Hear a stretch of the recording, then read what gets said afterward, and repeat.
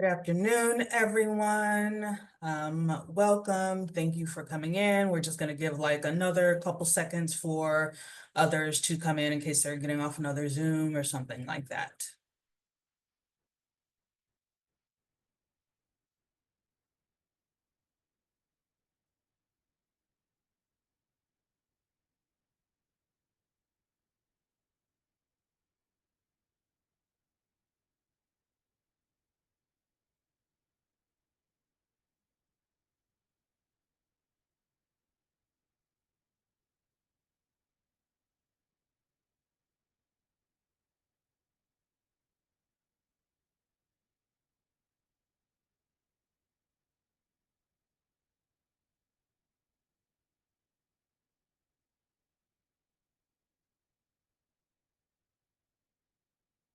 We're still letting people in.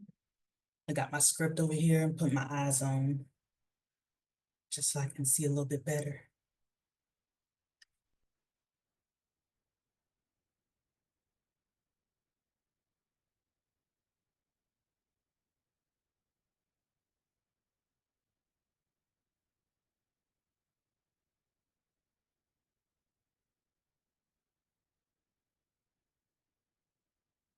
All right, it's 2:05. Shall we go ahead and get started?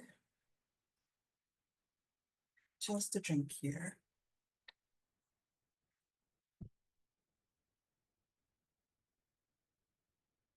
Alrighty, good afternoon, everyone. Welcome to today's webinar, where we'll be discussing issues around the realities of archival diaspora. This webinar is the second of a two-part series co-sponsored by the Rare Book School through the Andrew W. Mellon Fellowship for Diversity, Inclusion, and Cultural Heritage. And this event was organized as part of that by me, Patrice Green, Victor Betts, and Sarah Powell. A few logistical notes before we start. This webinar is being recorded and will eventually be made available on Rare Book School's YouTube page. We'll follow up with a digital resource that includes references and contact information for our speakers today. Just be mindful and respectful of their capacity at this time. The chat is disabled, but audience members will be able to submit their questions using the Q&A feature. So to introduce myself, my name is Patrice Green, and I am the curator for African American and African diasporic collections here at the Schlesinger Library on the History of Women in America. I am so excited to be moderating today's discussion and learning from our three distinguished panelists, Shakti Castro, Dr. Nkazi Oates, and Grace Tang. So today we're going to be exploring the afterlives of archival collections and family ephemera in the context of uprooting and displacement, delving into the unique value, labor, and resilience within community archives, family histories, and intergenerational kinkeeping.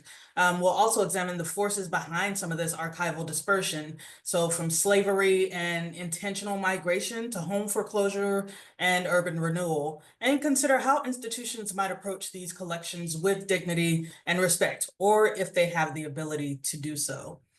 So after everyone has presented, we'll open up a discussion among the panelists, and I'll probably ask a couple of questions first, and then we'll take some questions from the audience. As I mentioned earlier, we have disabled the chat, but we are using Zoom's Q&A feature where you can submit and vote on others' questions. So whoever has the most votes for the question, those are the ones we'll answer in the time allotted. So please feel free to submit a question at any point during the panelists' remarks. They can be directed at one of the panelists or in general. And I look forward, honestly, to exploring this timely important topic with all of you. So let's get started. Our first speaker is going to be, maybe a surprise to him, Dr. Nkazi Oates. Dr. Nkazi Oates is the curator of African American collections at Emory University Stewart Rose Manuscript Archives and Rare Book Library. He is responsible for stewarding the rich materials of African American history and culture. He previously served as the inaugural curator for Black arts and culture and the instruction librarian at James Madison University, where he led the collection development for this topic and co-managed the instruction program. So lots of hats.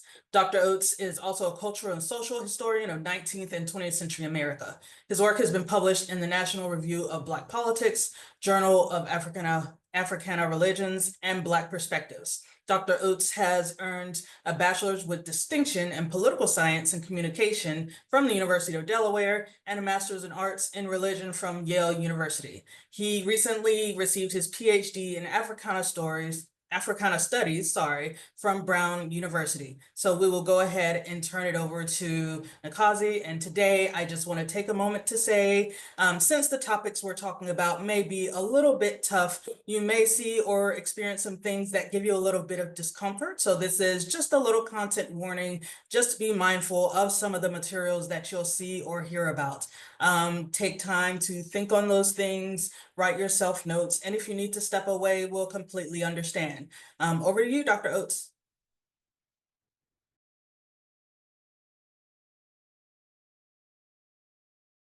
Let's unmute, I think. Are we ready? Thank you so much, Patrice. Thank you to Sarah Powell. Thank you to Victor Betts, to my awesome co-panelist, and to my colleague and thinking partner, Kevin Kwashi, to the Rare Book School, and to the support team. And of course, all of you all who are attending virtually, especially on a day like this, given national events. What is left behind in one's archive when people of African descent experience uprooting and displacement? The question inspires many honest responses about race, unsettlement, stability, and gathering. And there's a through line when I hear the question placed before us. I think about the movement of enslaved people from plantation to plantation and their status from enslaved person to freed person. And when I think about displacement, and more specifically, the things that they left behind, I think about a black rag doll. In 2013, the Chronicle published a piece called Students Seek Answers About Mysterious Black Doll. Stella Halpern purchased a doll at an auction of a home's content in 2003 for $5. Halpern declares, quote, "I didn't buy it because of the price. I brought it because of my curiosity. It was aroused. It was a handmade sock doll made from black stretchable stockings. It was in an old house in White Vermont, and it had to have historical implications. And she donated it. That and her doll collection to the Old Stone House Museum in Brownington. The house owner remodeled it and found a penny dated 1851 in the walls. In some older homes, a coin was placed in the walls to date stamp construction. Harper believes that the home was a stop on the Vermont Underground Railroad because of its date, and that the doll was hidden in the attic.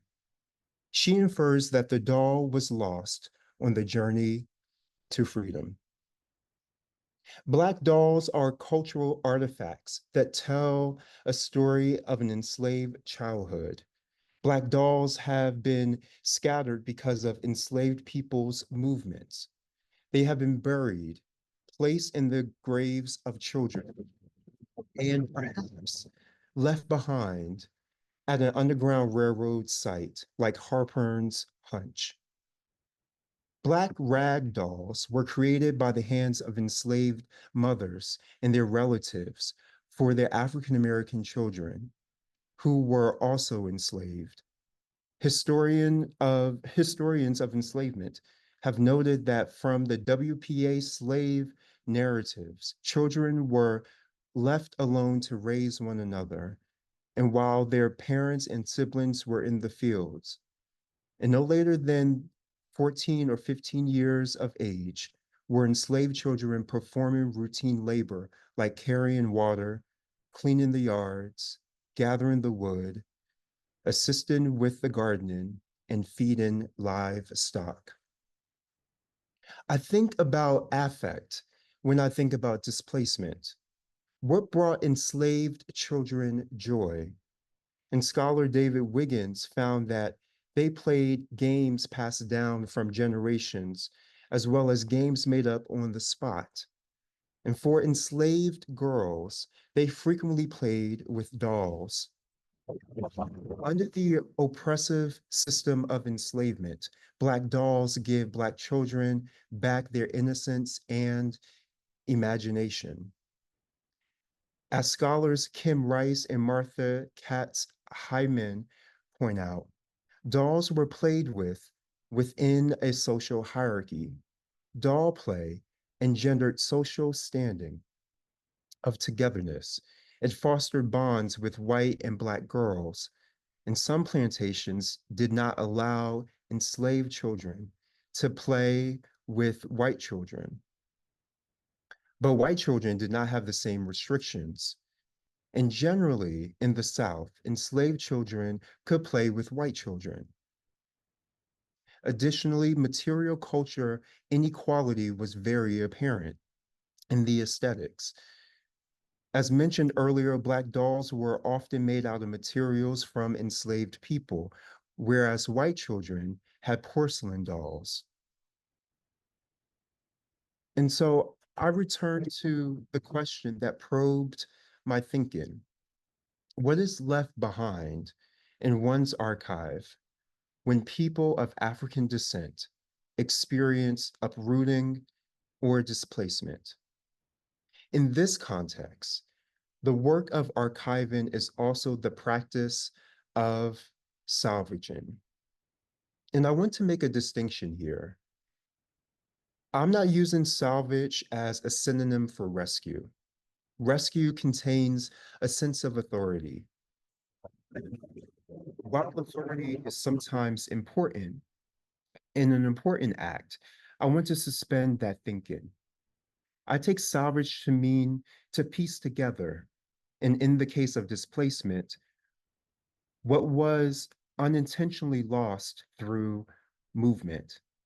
In the doing of salvaging, you present that to all that is interested and all that people are interested in seeing. As archivists and curators, one of the things that we do is by displaying what we have. And in 2022, the New York Historical Society curated an exhibition called Black Dolls. It featured over 100 cloth dolls with historical photographs of white and Black children posed with their dolls and caregivers. And to put flesh onto bone, the Black Doll exhibition featured 3 dolls associated with the writer and abolitionist Harriet Jacobs. Jacobs spent 7 years in a 3-foot attic space to escape from her violent enslaver. And when she eventually escaped, she published her autobiography in 1861, Incidents of the Life of a Slave Girl, one of the most pivotal slave narratives and the first one to be written by a woman. And after Jacob's escape, she created the dolls for her white daughters of her employer while working as a domestic worker. And so I'll end here. Our work is undoubtedly meaningful, and researchers and visitors add depth to that meaning. It's vital when you attend to a population that experiences displacement. The value of salvaging is critical because it suggests that we recognize their current state. The things are fragmented, but the fragments embody an entire story worthy of preserving. Thank you. My goodness, thank you so much, Dr. Oates. That just makes me think of this current world of, or this idea of epistemicide that we're going through, the intentional destruction of knowledge of a community or a whole continent at times of a people. So we have to be very careful to hold as fast, as strong as possible to the things that are most important to us in our intellectual history. So yes, thank you so, so much for sharing that. Next up, we'll have Shakti Castro. Shakti Castro is a PhD candidate, yes, in the Department of History at Columbia University. She holds a PA from Hunter College and an MA from the University of Massachusetts Amherst, yay, Massachusetts mentioned. She is a member of the National Council on Public History, who we love, where she serves on the Inclusion Committee and the Urban History Association, where she is a board member. Shakti has been awarded fellowships from the Smithsonian's Latino Museum Studies Program and the Lemon Center for American History at Columbia University. Her writing has appeared in the NACLA reports on the Americas and Public History News. Her dissertation, Agenda of Survival, Puerto Ricans, Public Health, and the Politics of Harm Reduction, 1965, glasses didn't help, to 2000, examines the Puerto Rican history of needle exchange programs and AIDS activism in New York City and the archipelago. Through archival ethnographic, and material culture-based research, she explores how medical and legal policy, United States empire, and labor and health-based migration shaped the political subjectivity of Puerto Ricans. She argues that Puerto Ricans with substance use issues and those living with HIV/AIDS engaged harm reduction and anti-colonial activism simultaneously to assert both their bodily autonomy and political sovereignty. So welcome to the future, Dr. Castro. Thank you so much, Patrice. Thank you so much for inviting me to participate. I'm going to share my screen, share some images with you all.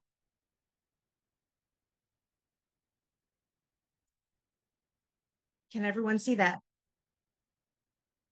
Excellent. So I have borrowed the title of my presentation from a quote that's been floated around. I think most recently it was in the film Nomadland. It's also something that has been hashtagged on the AIDS Memorial Instagram. And it's something I want us to keep in mind as we move forward.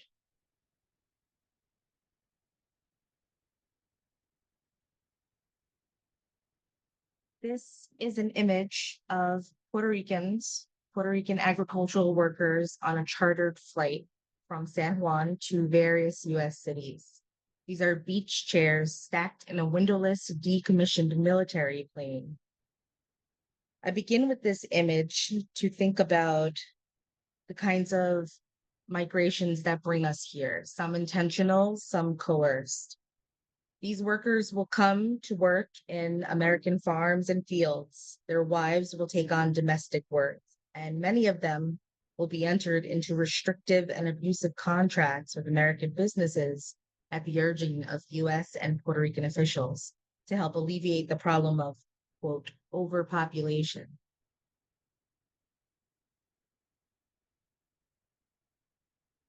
With this in mind, I share some lines from Worcestershire's poem Home.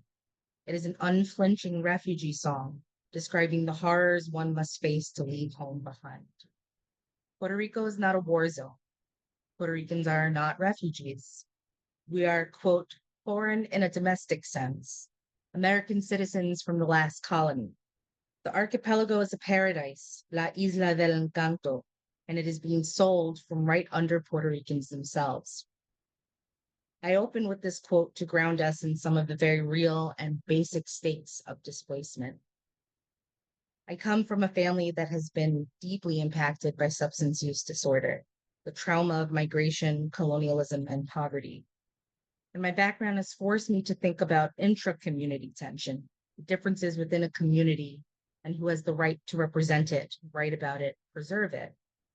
Even though people may share a cultural or ethnic background, that does not necessarily mean we share a political ethos or an approach to the kind of recovery work that is involved in being a historian. Generally, I reflect on who the stakeholders are. What are our competing visions for the stories we save and share? These are a few of my stakeholders. This is my immediate family in the photo on the left, an image of my parents in the middle, and an image of my father holding me as a baby on the right.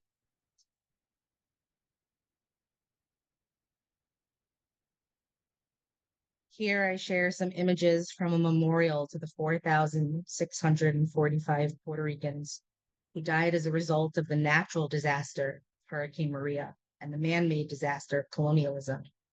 The shoes represent the fallen. These are the people I am thinking of when we talk about voting as harm reduction, that choosing the lesser evil is harm reduction. It isn't. It shouldn't have to be. Harm reduction is meant to be a radical embrace of the political possibilities of meeting people where they are, of supporting people's right to choose what to do with their bodies and their lives. Harm reduction is about supporting self-determination. A more formal definition from the National Harm Reduction Coalition defines it as a set of practical strategies and ideas used to reduce the negative consequences or the harms related to drug use. And in this image, you'll see bags of sterile syringes, bags of naloxone, which is an overdose reversing drug, and images of sterile cookers, which are used to prepare drugs more safely to lessen infection and transference of bloodborne pathogens. I think about how my community has historically used health activism, specifically this work of harm reduction, to fight for bodily autonomy as part and parcel of struggles for political sovereignty. There is a term of, quote, recovery that is used in drug treatment, which of course fits in with these discourses around historical recovery or preservation or rescue. And just as in drug treatment, this idea of rescue in terms of cultural archiving is loaded. Who defines recovery? Who does the rescuing? Are we paying attention to the, quote, right things?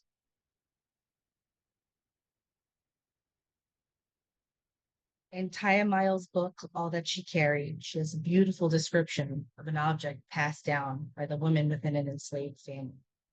A perfect example of material culture. Quote, traces of the abused and adored, the devalued and the salvaged, the lost and the found accrue in this one-of-a-kind object. Through the medium of the sack, we glimpse the visionary fortitude of enslaved Black mothers, the miraculous love Black women bore for kin, the insistence on radical humanization that Black women carried for the nation, and the immeasurable value of material culture to the histories of the marginalized. In this vein, I think very much about the material culture of communities that are simultaneously in crisis and in transition, how objects can have meaning that is often very separate from their function, and how these objects, in the absence or restriction of more formal archives, come to represent so much for those of us from marginalized communities. For Puerto Ricans who use drugs and live on the streets, these may be syringes, wound care kits, Narcan kits, and glassine baggies. Baggies that may serve as examples of drug use and sale, or as art, as in the picture above. This is an image from the Heroin Stamp Project displayed at the White Box Gallery in 2010 by a CUNY sociologist, Pedro Mateo Gelabert, and Social Art Collective. These are baggies that hold powdered drugs, and you can see the images represent different kinds of branding. People who would use these substances would know who was selling what to look out for, what may pose harms, what may be the quote unquote good stuff to seek out. These bags tell a story about drug use and sale. They tell us a story about marketing and consumption and urban space. These bags also tell a story about family and resourcefulness and love. And the picture you see is a box with 4 of these baggies. And I'm not sure if you can see the writing, but my name appears on one of them. My sister's name's on the others. My father was someone who struggled with substance use disorder. And as many people who do, he also engaged in the sale and purchase of substances. These are baggies that he used to contain our baby teeth when we lost them as children. It's such a striking image for me to think about the very different stories that these bags can tell.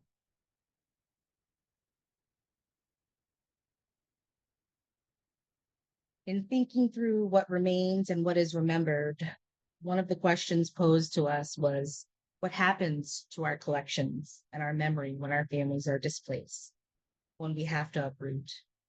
Because I come from a family in migration and I work with people who are constantly in transit and in duress, I think about how we leave a mark on a space in ways that are maybe more abstract than preserving a formal collection of paper or artifacts.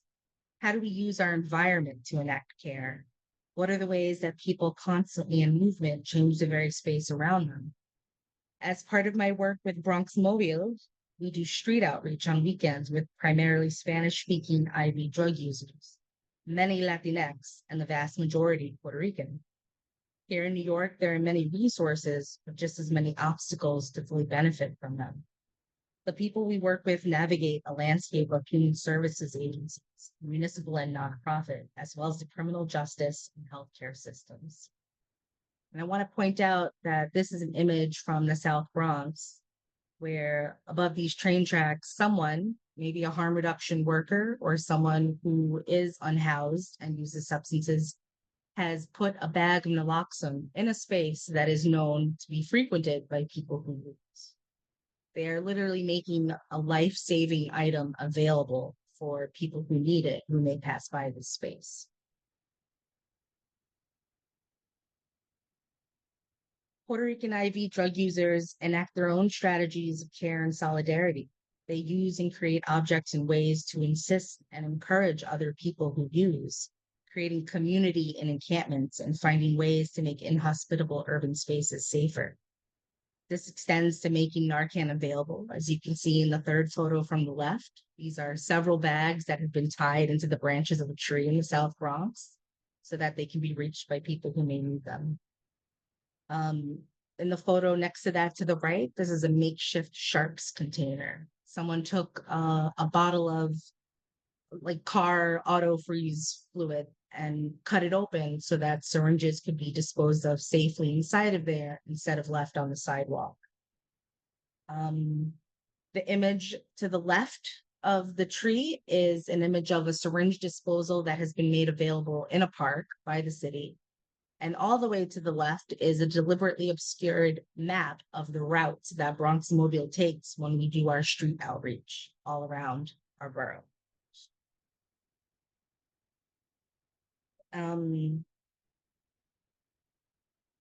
When we think about the efforts that the city's Department of Health has taken, some with a lot of input from people who use drugs and the agencies that serve them, we can see there's still a long way to go.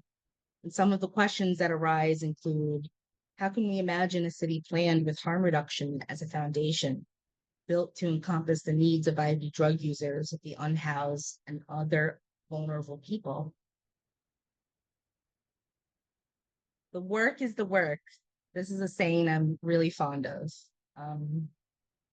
I'm really trying to argue that the way we think about archives, preservation, and institutional memory can't really be separated from this broader work of recovery, rescue, and the actual literal preservation of people.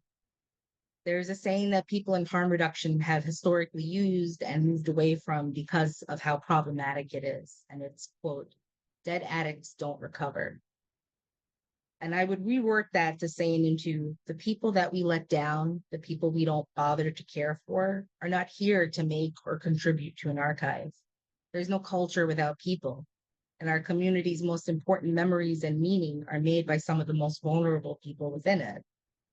Many people fall back on very academic ways of advocating for our various communities. And that's crucial, but it's not the entirety of the work. The work is the work. And here I've highlighted a few organizations that are doing such important recovery work in every sense of the word. Bronx Mobile, a street-based harm reduction organization that operates in the Bronx.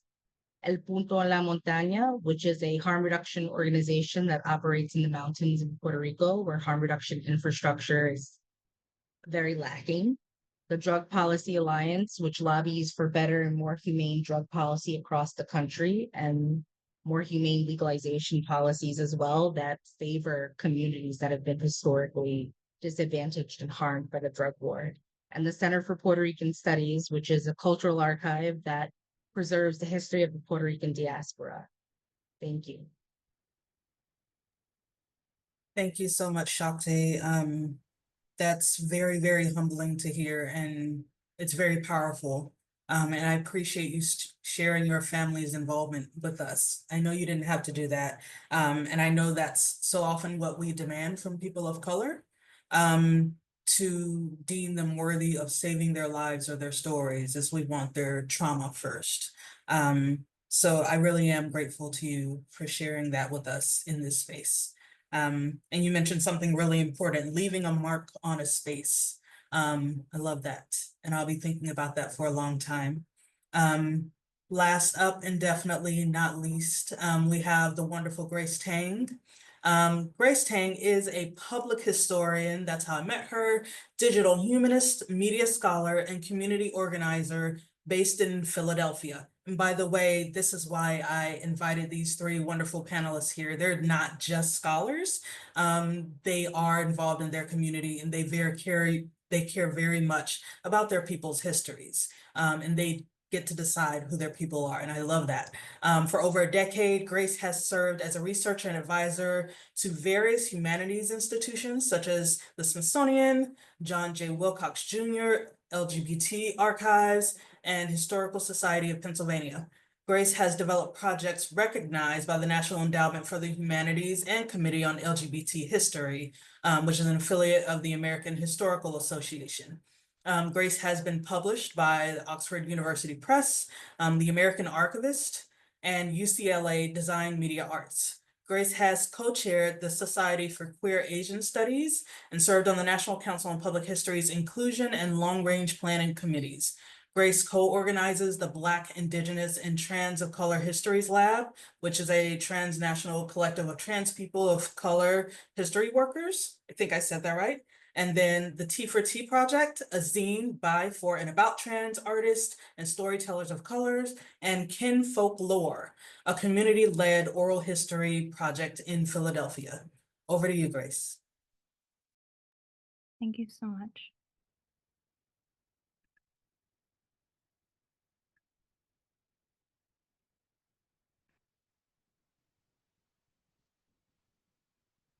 Showing up okay? Cool. Archives are liquid forms, not stately institutions. Archives are asynchronous living things.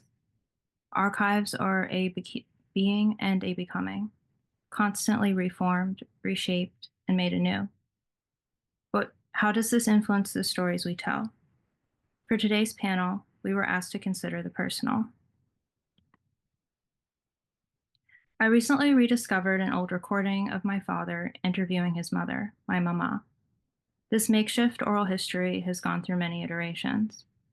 It was recorded on tape in the 90s while my parents visited her in Hong Kong. My mother was pregnant at the time and joked that I was listening to the story too. The recording was brought home to Philly and lay forgotten for some time until, after Mama's passing, my father was diagnosed with cancer. He rushed to digitize the tape into an audio file and lightly edited it for clarity. Since then, this 20-year-old audio file has lived on various computers and hard drives. An audio file that signifies a physical tape that is now long gone. A physical tape that was the only recording ever made of my grandmother's voice. One of only 2 recordings of my father's voice. 30 minutes of conversation that I didn't understand. About 10 years ago, I asked my kaima, my godmother, to translate the story for me. A new recording was created. My father and grandmother speaking in stops and starts as I played and paused the audio for her, overlaid with her retelling, my questions and her answers, our conversations tangents, as I finally came to know this story for the first time in my life. A story that traveled 30 years across the world, taking on new forms and gathering new voices. To me, this signifies history making and history telling, a story we tell ourselves over and over again across time and place and medium. Materials are histories unto themselves, a version of events that has been produced, perhaps reproduced several times, a diary, an oral history, a photograph. As with Troyo's Historicity 1 and 2, what happened and what is said to have happened, sources as fictions. So, for me, archives are a story of loss, but also renewal. What creates the gaps in our personal narratives? Loss of life, loss of memory, loss of language, loss of physicality. Primary sources that are destroyed by fire and flood. Materials that weren't properly preserved or never existed in the first place. Among these silences, how do we restore our narratives? Preservation often subsumes the basic act of remembering into a state-sanctioned narrative. It requires the government or the nonprofit industrial complex to approve, designate, and bestow historical significance and authenticity. Consequently, marginalized people, places, and events may be commodified. Their likenesses become the property of institutions that once excluded them and may still, while gentrifying the spaces in which they exist. In these contexts, the act of preservation is an act of colonial violence. I've seen white scholars who specialize in Black HIV/AIDS history chosen to consult on exhibitions over the actual Black HIV/AIDS activists whose materials and oral histories were central to said exhibitions. In turn, these scholars and their host institutions receive commendations and monetary support for their projects, while the activists whose histories they collected continue on without reaping any benefits, despite having gone through the exercise of donating their time, emotional, and intellectual labor to these scholars and their host institutions. DEI initiatives are a smokescreen for colonizer collections. An archive or exhibit may feature marginalized communities, but for whom are these histories being stewarded and interpreted? And who is stewarding and interpreting them? Deconstructed, what is an archive? I work for a small public arts organization in Philly. Since 2021, we've been developing a community-led oral history project funded by NEH. Through our long-term partnerships with schools, hospitals, and neighborhood coalitions, we gathered 600 responses from 30-plus neighborhoods for our first volume. We describe our process as a participatory archive. First, participants self-interview, using a series of short questions to tell their own stories. Then, participants are anonymously assigned each other's stories to read and record. Everyone is compensated and provided with options to protect their privacy or remain anonymous. This process has taken on various forms, virtually at the height of the pandemic, then with small pop-up events and dialogues. We'll be piloting an oral history interview speed dating event soon. The idea behind this project was to center community interests, community perspectives, without the invasive process of a stranger sticking a microphone in your face.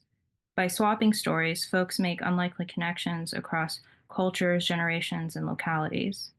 The act of reading and recording another person's words is intimate, and finding meaning in their story, someone from a different walk of life, whether they're down the block or across the city.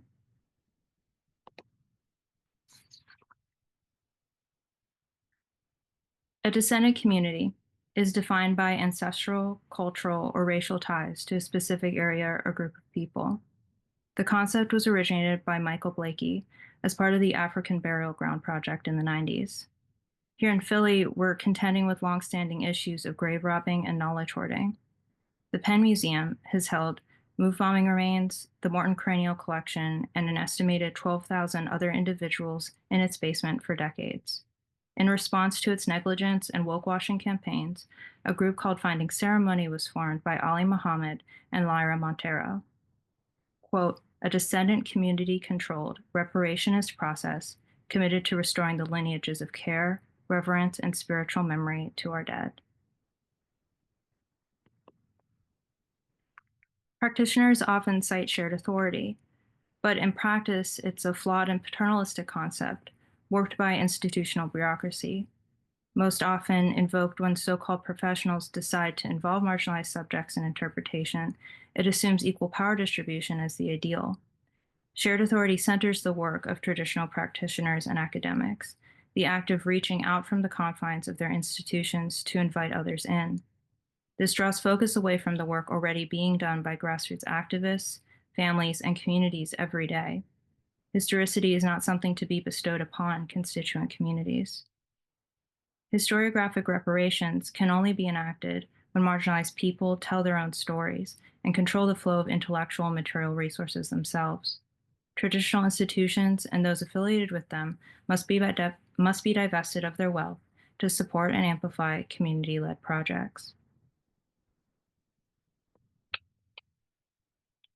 By decolonizing our archives, preservation is no longer organized around who or what is worth remembering.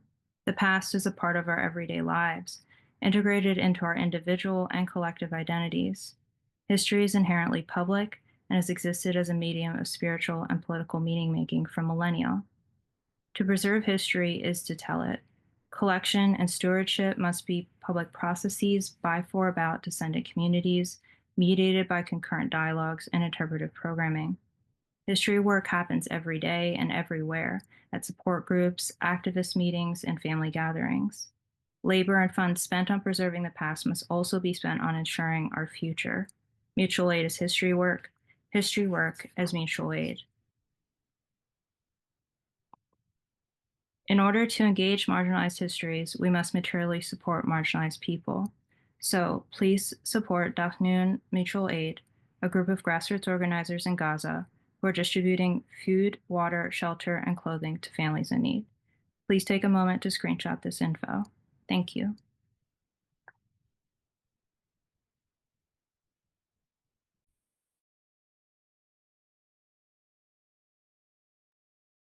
Thank you so much for sharing. Thank you for sharing with real-time connections and ways that we can donate. And Grace, I knew you were going to come with all kinds of wonderful resources and thoughts and reality checks. And I appreciate you for that more than anything, all of you. So again, just taking a moment to reflect on everything everyone has said. Thinking about my own position as someone who is a curator at an institution that has harmed so many, I make sure that I don't avoid, but I contend with that every single day. And I'm not here to fix Harvard University or the Schlesinger Library, but I am here to provide resources to people who need them in the ways that I can for now. So thank you all for providing space today to talk about the different ways we look at archives. And for all the other library workers, the dealers, the memory workers, everyone on this call, I want you to also think about what all goes into a collection becoming itself. It's not just a collection, it's people. So thank you so much. I have a couple of questions that I want to start with. Excuse me, I think some of you, well, all of you kind of touched on a lot of what I wanted to talk about, but I wanted to ask this question of all of you, and I do apologize, it's a long drawn out academic thing. So in public history, like Grace mentioned, we talk a lot about shared authority or the acknowledgement somewhat that communities are indeed the experts of their own stories, not us, but we don't really take that far enough, do we? And in special collections libraries, we talk about the total cost of stewardship. And that's that report from the OCLC that outlines a myriad of conditions to consider when we are taking on a new collection. Making sure we ask ourselves, do we have the knowledge and resources to steward these objects and these stories that we're taking on or trying to buy or negotiating over? Do we have what we need to steward those responsibly? Or do we need to mind our own cultural heritage business? And do we think we have that authority just because we're Harvard or an institution XYZ? So my question to you is, what do you consider to be the most important factors of, I guess, dismantling shared authority or this total cost of stewardship?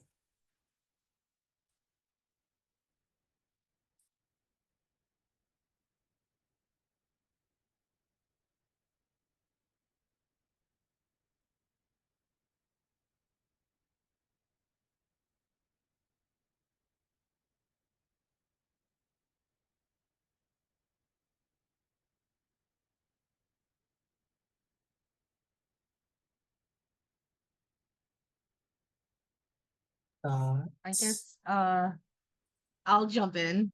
Mhm.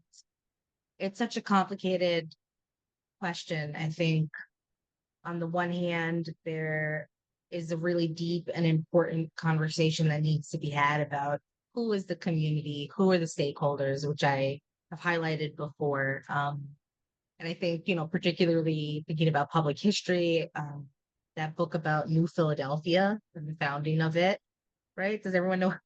Um, and what happens when there are well-intentioned historians and descendant communities and there's conflict and some people are with a certain kind of preservation and some people are not. And I think on the other hand, there's also, is it possible to hold on to stories and objects in the hopes that one day the right person will come along to interpret them, to make them more available?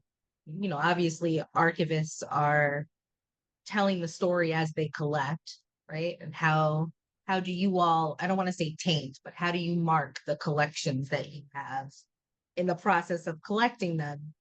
But, the process of archival collecting to me has always seemed like such an act of hope.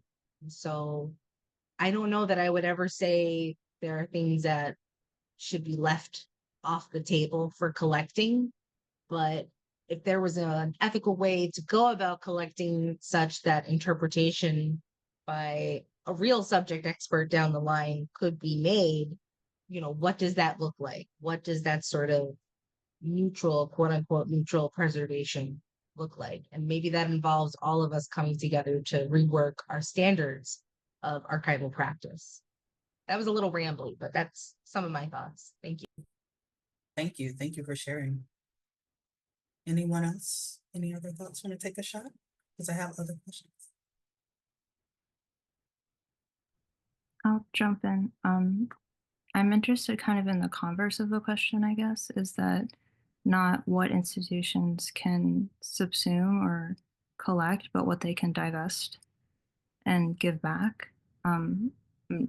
Personally, I'm not interested in, I mean, I guess it depends who the subject is, but I guess a big institution that's weighing the costs of whether it can take on more things, I would be interested in it weighing the costs of investing in its constituent communities or the descendant communities of the collections that they already have, and paying those descendant communities to, engage with the collections that they do have in meaningful ways and possibly divest themselves.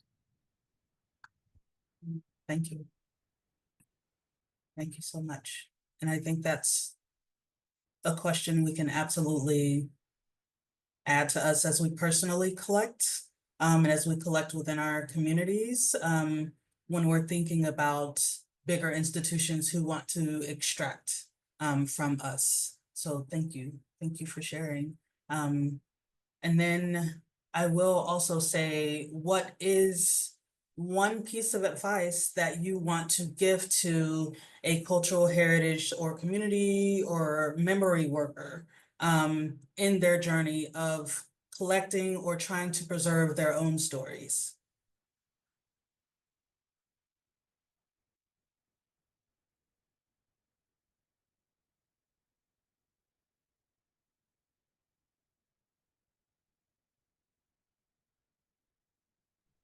I can hop in again.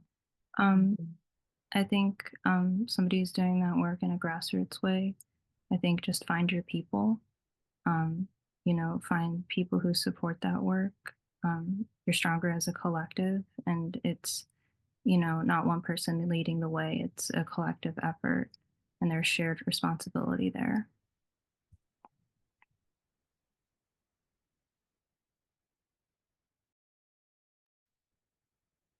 I would also add, now is always the right time to start collecting.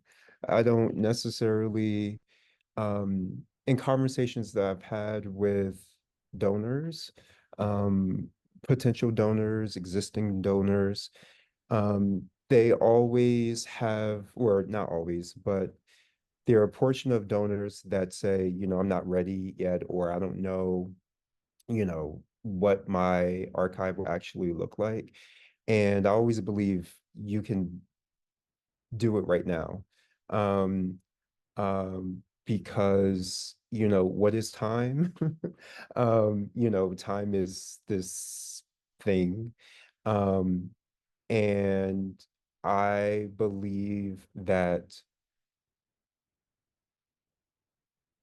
what are the material culture that reflects who you are? And if someone um, were to ask you that particular question, what would you say? Is a great way to start to think about one's collecting, one's archive. Um, and one of the biggest things that I'm always trying to do is trying to sort of demystify or simplify the complex big thing that archiving is, that the institutional archiving, and for people to realize that um, they can manage collecting themselves. And by figuring out what does collecting mean for me in this particular moment at one's particular age in their location, um, helps breaks down the particular um, complex or big thing that might arise when we think about the word or the act of collecting.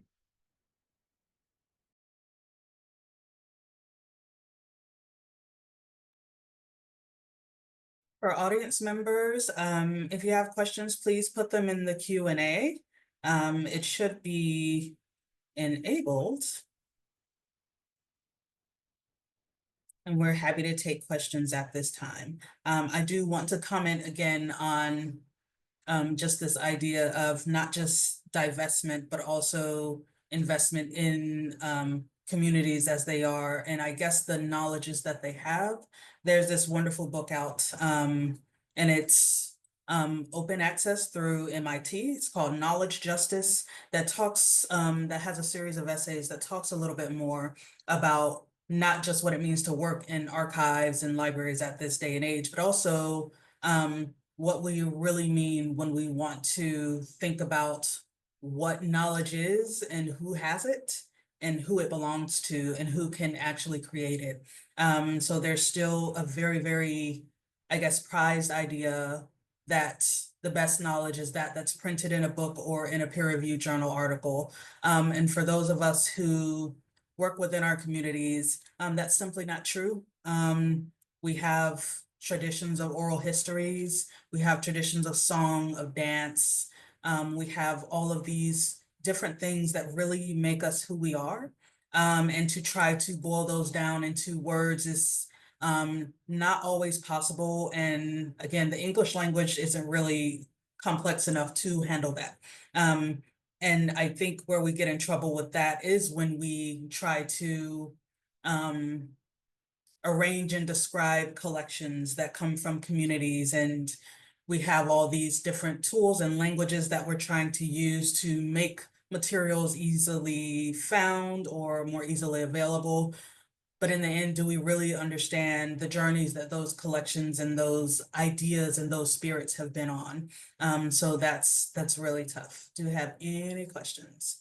Oh, thank you, Sarah, for putting knowledge justice in the chat. Oh, and total cost of stewardship. Thank you.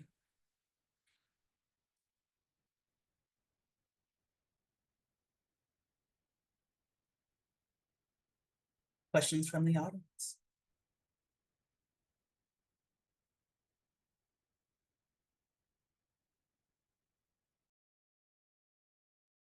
As we wait for some questions, there's something that I'll also want to mention in this conversation. And I think one of the things is really important, particularly thinking about institutions, is institutional appropriateness for particular collections.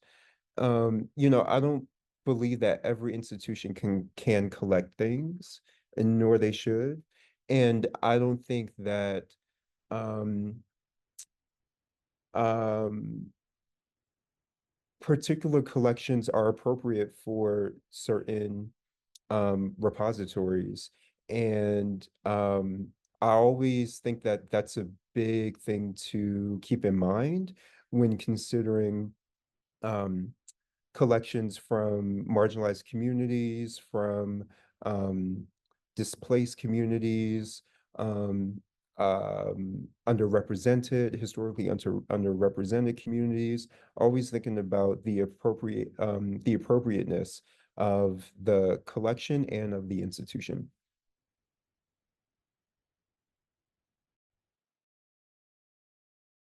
Yeah, that is a big acknowledgement that a lot of institutions are trying to do with their collection development strategies right now, trying to reevaluate what they can and can't take on.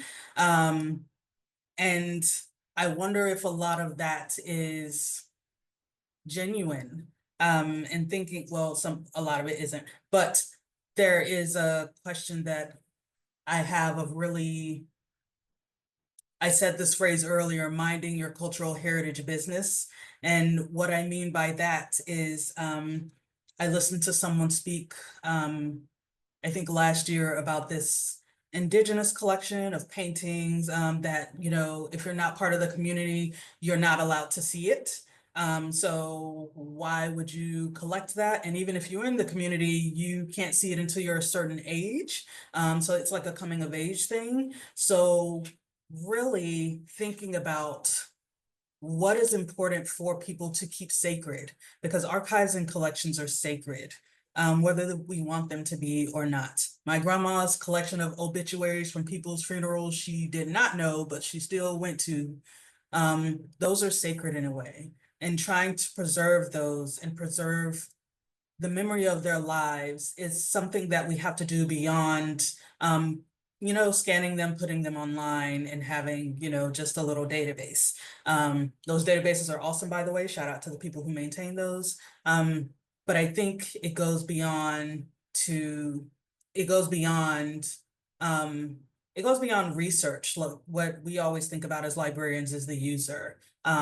It really is about people. I know we have questions now and I'm rambling, but yes. So I think, let me see. First question, which may or may not have an answer. How can traditional archival institutions better support and integrate community-led archives to ensure a more inclusive historical record? Or can they?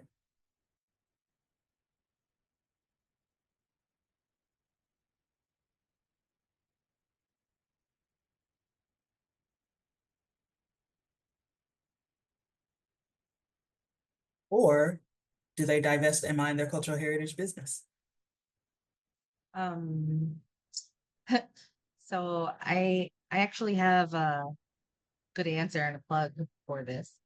At the Center for Puerto Rican Studies, we have started to engage in these sort of scanning events, family archive events where people can bring in photographs or objects that they want to scan.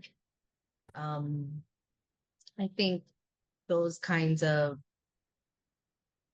community-focused events where an academic repository is actually opening their doors.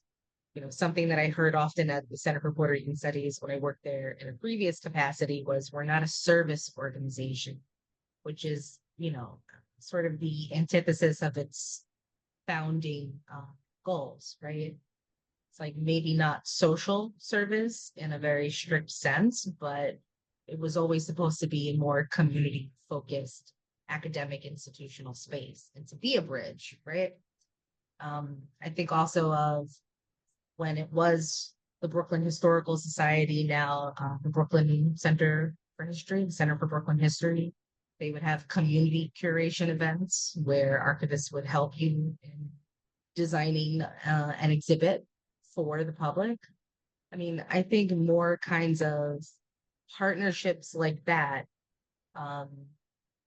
you know, less about collecting from the community than helping community to preserve their own objects, to tell their stories with the support, material support that these institutions can have. And, you know, I know that too is loaded, right? Yeah, thank you. And I'll add that there is, as I think about the question, integrate community-led archives. So one of the things that I absolutely have been considering in my various roles as a curator is that invisible collaboration, and particularly of the well-established institution. So in my last role, I worked with a community organization, and I initiated the outreach. And in that very first meeting, I met with the executive director, and we actually had a great meeting. And one of the things I asked her, I said, "So tell me what is the vision that you have for this organization, and what is the goal that you have this year, and how can um, I help you reach that goal and or that vision?" And she said, "First, let me just say that I've never been approached by your institution before. And I've been in this role for 10 years or something like that. Or the organization existed in 10 years. 10 years ago, well, now 11. And so she was like, so the very fact that you are reaching out to me and was determined to have this meeting is a sign that we're getting off on the right foot. I continue to have meetings with her to talk about how could we how my institution then, my former institution, could help them. And in a lot of ways, it went through resources. It went from having conversations of developing a deed of gift.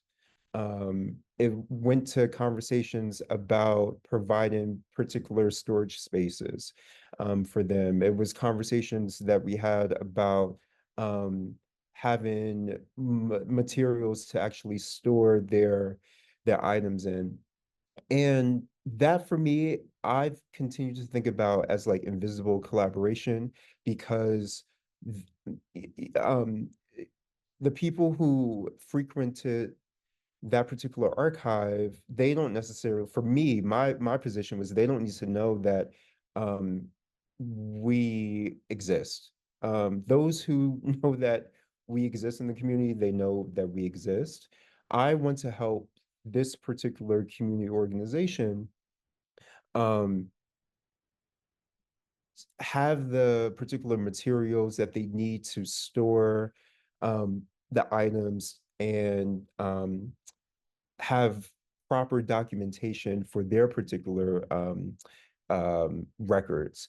And for me, I'm not always concerned about having getting credit appropriately. Because that really doesn't matter to me. The work, as it said in the presentation, the work is the work, and people always will find good work and good workers.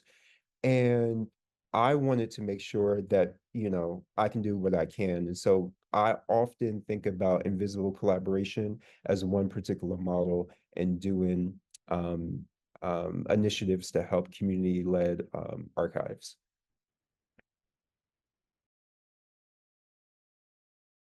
Yeah, thank you. It said a lot that throwing money at the problem doesn't help, but it also doesn't hurt.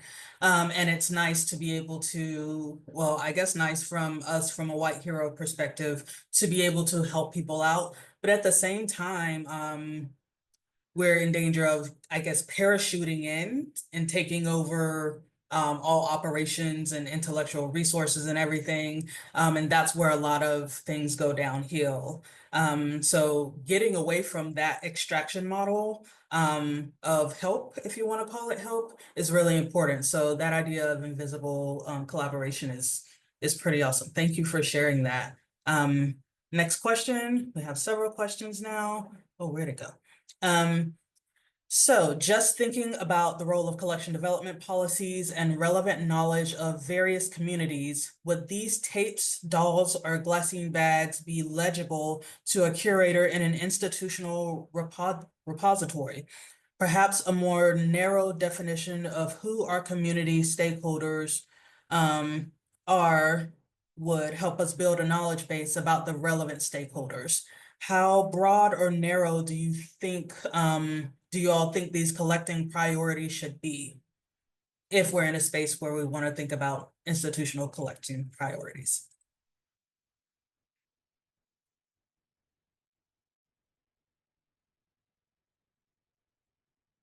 And I'll give a really clinical answer.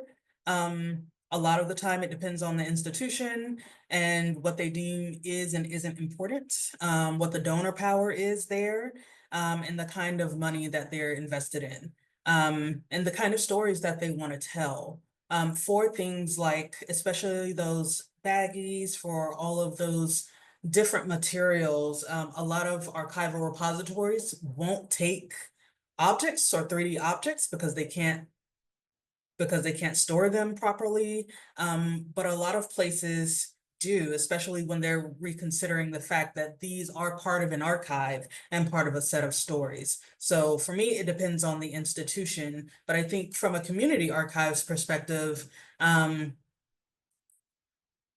I don't think there needs to be a narrowing as long as it's what the community or indigenous people of that community, those community members want to represent them. As one of you asked earlier, you know, what material culture reflects who you are? I think that was Nakazi.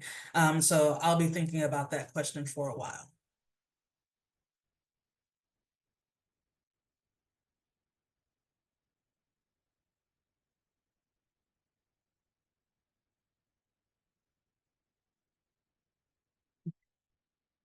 I think I will go, oh, but sorry. Oh, that's me. Next question. And I think we have time for a couple more.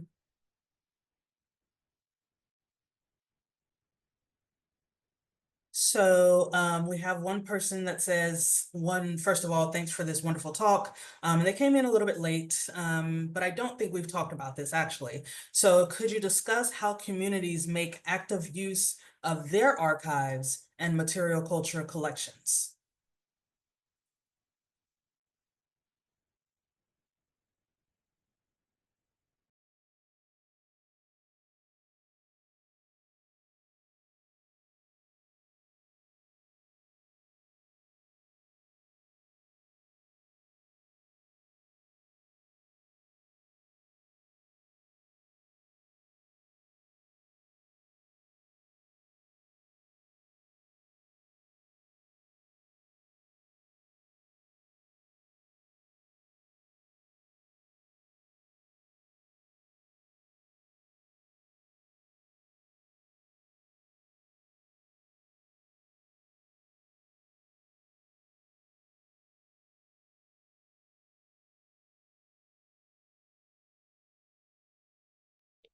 I'll jump in. Nope, no, go ahead. No, no, Go no, ahead. no. I feel like I've been Please, talking doctor, for a please minute. go No, right no, ahead. no, you.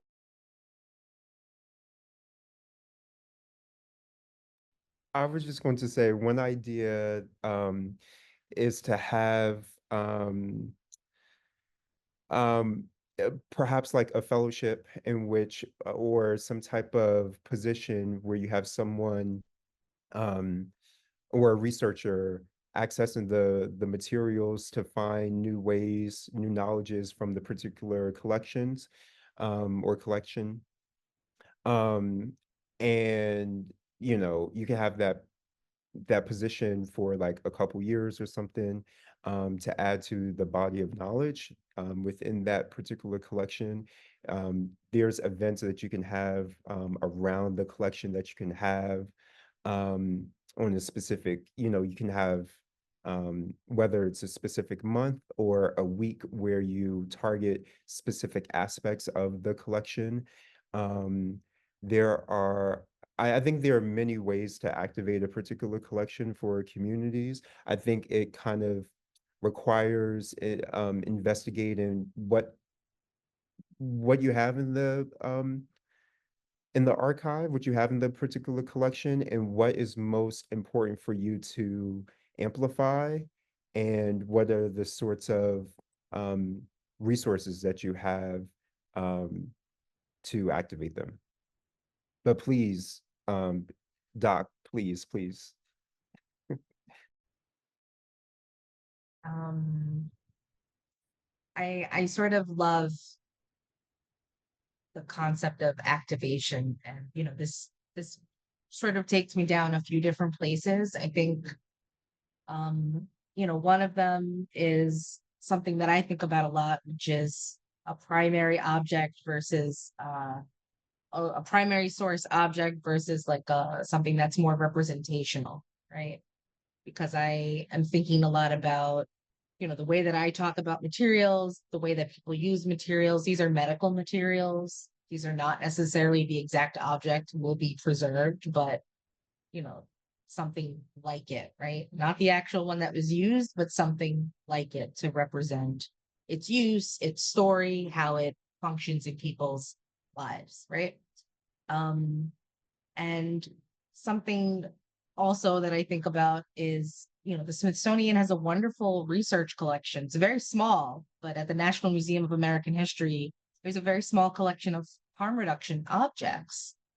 And some of them include art and jewelry. If you look on Etsy, you'll see people make art out of naloxone bottles. People have t-shirts where they design slogans about, they have different paraphernalia used as letters or flowers coming out of a needle. And, not just in the sense that the literal objects are literally life sustaining, but in the sense that using them in art, wearing them signals to the wider public that radical embrace of harm reduction, right?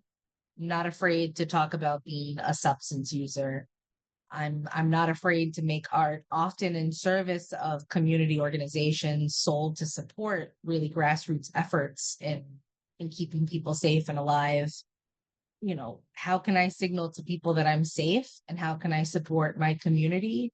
So the way that people use objects, the kinds of objects that I'm looking at and that my community uses is, in all sorts of ways to proclaim who they are, right? And I also think of the use of those naloxone baggies to mark, right? Here is a space where we know people use drugs. Here is a space where we want people to be safe. And so those bags, they become ubiquitous in this sort of geography of where people are and how they move. And it's also an acknowledgement, like, I want you to stay safe. And it's people doing that for each other across the board. So I'm rambling a little bit, but that's how I'm thinking about this sort of very active use of objects, and also objects as something more representational and abstract than their immediate use. Yeah, thank you. Any thoughts, Grace, before we? I mean, just to echo everyone else, I think that they're conversation pieces. They're something that are a focal point for programming and dialogues and people finding common cause. Thank you. I appreciate the aspect of fellowship that's there. And I think also finding your people in your community. I see that a lot in the LGBTQIA+ archives, that people are really looking for where they begin.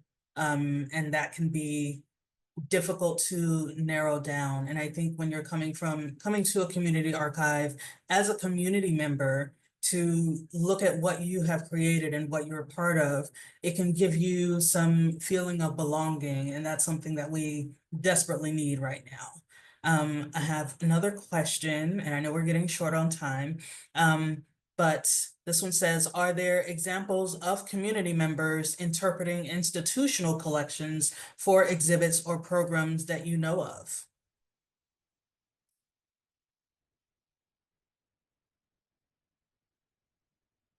And I don't think it'll count as much as institutional collections, but whenever people provide oral histories, I think is part of that participation. They're saying you can have this story, but I want you to make it available to people. So yeah, there's my take.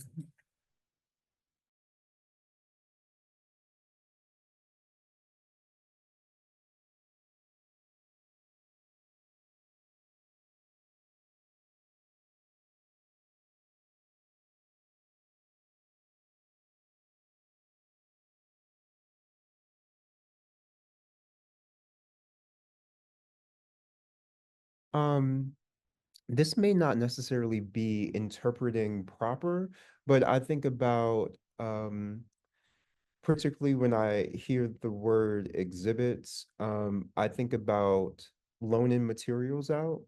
And for whatever reason, based on exhibition's theme and or a program's theme, those are sort of the other things that I've been thinking about in which archives are, to go back again, I think like invisible collaboration, where um it's conversations had among the professionals based on a particular um, uh, outreach initiative, um, and one may not have the particular objects or items in their collection, but they know someone within their city or in another state actually might. And so those are the ways I think about how people are taking a particular object and interpreting it for um, a given theme or um, what have you. And so it's for me, I see the multifacetedness of a particular object that one has. And just because a repository acquired particular materials, it there are institutional things required to loan it out, but um, it can be shared by those who are interested in it, and it doesn't have to be just researchers.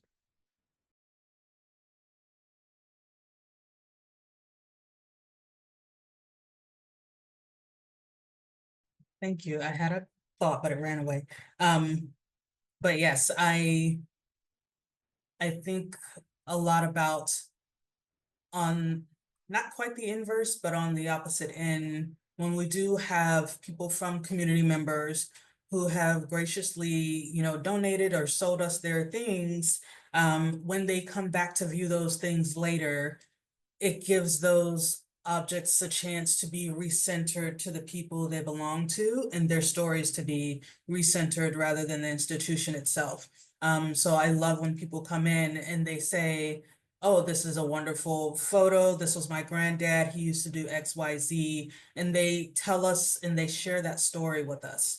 And that's not something we can always ask for. And I'll be forever grateful for that kind of collaboration and willingness. So yeah, thank you. Thank you for that question. And I think we have just a couple more. I think we have time for one more.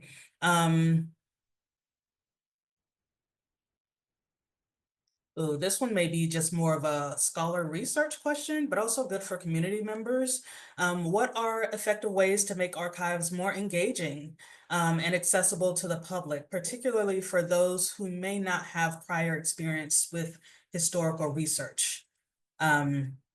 And that's a fun one because we go through that a lot in special collections and in any archives or repositories, big institutions, people don't feel welcome. People see this big building and they're just like, oh, I don't want to go in there. And by the time they get here, find a place to park, get logged onto the Wi-Fi, put their stuff in a locker, they're exhausted and they're done. And they're just like, I don't even know where to begin. And then we have to remember that research is in fact a learned skill. So I try not to be I try to be very understanding of students who are coming into archival collections for the first time and community members who have donated their things, because they know those materials best. So I enjoy working with them, but for students, I just take a moment to say, this is what we're going to do. What would you like to think about or talk about or work with? Is there a particular person or time period you're interested in? And we do sort of a reference interview and go through what they're actually looking for, or maybe it's just assignment based and we do that. But what are some other ways to make things, you know, more accessible to the public, especially when we have these looming institutions?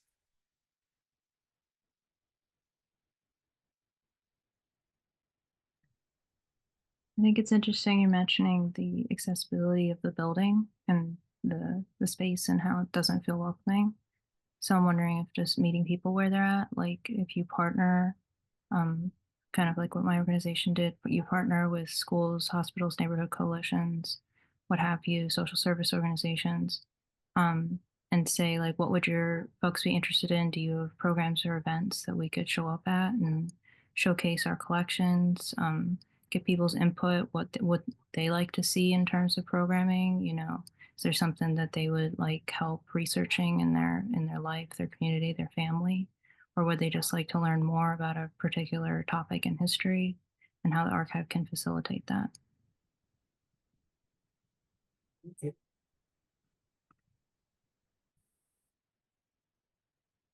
And the important part there, again, is remembering, I guess from an institutional perspective, is that we cannot parachute into the neighborhood's public library and offer them a yoga program that they did not ask for. Our job is to, you know, provide resources. And I think the people who do that around here best are our special collections friends at Northeastern. If they see something, they have a hack, well, them and MIT and a couple of others have this hacking the archive program, where they invite community organizations to ask their own community organizations research question. The theme for this year and last year was like, how do we build wealth? And how do we, you know, protect housing and housing rights? And so we went through our collections, all the archival partners, and looked through those materials and made copies of things and provided them to the community members who could then use us to do that research with them and to really map out where their history lies when it comes to building generational wealth. And this is specifically for Boston area. But yeah, lots of other things. But Northeastern Special Collections, they're great. Somebody will see something like, oh, I like that. They'll go get a copy of it done right then and give it to them on the street. Like they're the best at it. And I wish we would do more of that. We'll be fully staffed at some point, but we will get there. Yeah, so other thoughts? I think it's a good question, but the question made me think about how research, there's a choreography of research. And you know, you were saying this, Patrice, by saying you know, book an appointment, you come here, you park here, you put all your things in a locker, you sign in, or you know, I'm doing this out of order, but you sign in, then you put all your belongings in the locker, then you go into the reading room and you do all these things, and you look at the materials, you take notes, either jot them down or on your laptop, and you know, you look at the stuff and then you leave and then you come back as many times as you need to. And um it makes me think, is there room to is there are two things that come up for me, and they're just responses and not really a answer to making it more accessible. It is, so one is, do as professionals, do we try to make it less of a choreography? Do we try to make it less of a protocol? Now for on the institutional side, there are particular reasons for why you know, there's a check-in, why, you know, we say um no jackets, or if you have a jacket, keep it on or take it off, and those sorts of things only come in with like your laptop and other things. There are institutional reasons to justify those things. So it's the thing is, there are two responses that I have. One is that, do we try to um lessen the choreography in a particular way for people to access the materials? Or two, do we try to educate people on the choreography of accessing the materials? Particularly those who are unfamiliar with doing research. And I actually don't know the question, or I don't know the response to it, but that's what came up for me. Yeah, that's all. Yeah, thank you. And as someone who hates the choreography sometimes, seeing ways we can disrupt that process and provide access and preservation without policing is a really complicated question. Not that complicated, but a complicated question that we have to ask ourselves in special collections and in any repository. We are at time. I just want to take a moment to thank all of you for being here, for showing up and for sharing your stories with us on a really heavy day for a lot of us. I want everyone in the audience, if you're still with us, if you can, go home, take a nap, take deep breaths, do whatever you can to take care of yourself. And of course, books are not everything, but highly recommend Care Work. Oh, we can't see the title, but Care Work, Dreaming Disability Justice. Yes, it's about disabilities, but it is about taking care of yourself and figuring out who your network of care is and if you're part of someone else's. Thank you all so much. And yeah, enjoy the rest of your day to the best of your ability.